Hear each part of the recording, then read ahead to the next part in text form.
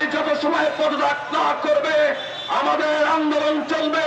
জুলফিকার আলী আপনারা অবশ্যই দেখছেন এখানে আমরা সুকান্তকে অ্যারেস্ট করা। সুকান্ত ছিল খুলনার একজন অমানবিক পুলিশ অফিসার, যার এসআই নামে এসআই সুকান্ত নামে পরিচিত। সে খুলনা ছাত্র সমাজ থেকে শুরু করে আমজনতা সবাইকে নির্যাতনভাবে নির্যাতন করে। তাকে পুলিশ হেফাজতে নেয়। সকালবেলা তাকে আমরা রাতে শুনি তাকে ছেড়ে দেওয়া হয়েছে।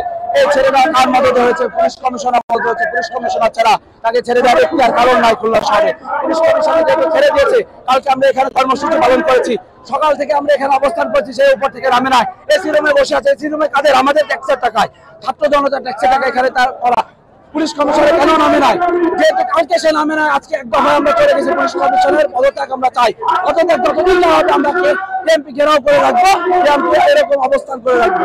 আমাদের আন্দোলন গতকালকে আমাদের আন্দোলন ছিল এসআই সুকান্তকে ছাত্র জনতা অ্যারেস্ট করে পুলিশের কাছে হস্তান্তর করার পরে তাকে কেন ছাড়া হয়েছিল, এর জবাব দিতে চেয়েছিলাম আমরা পুলিশ কমিশনারের কাছে, এবং তাকে 24 ঘন্টার আলটিমেটাম দিয়েছিলাম। যদি এসআই সুকান্তকে অ্যারেস্ট করা না হয় তাহলে পুলিশ কমিশনারের পদত্যাগের দাবিতে আমরা রাজপথে অবস্থান করব। আজকে আমরা পুলিশ কমিশনারের পদত্যাগের দাবিতে রাজপথে আন্দোলনরত আছি।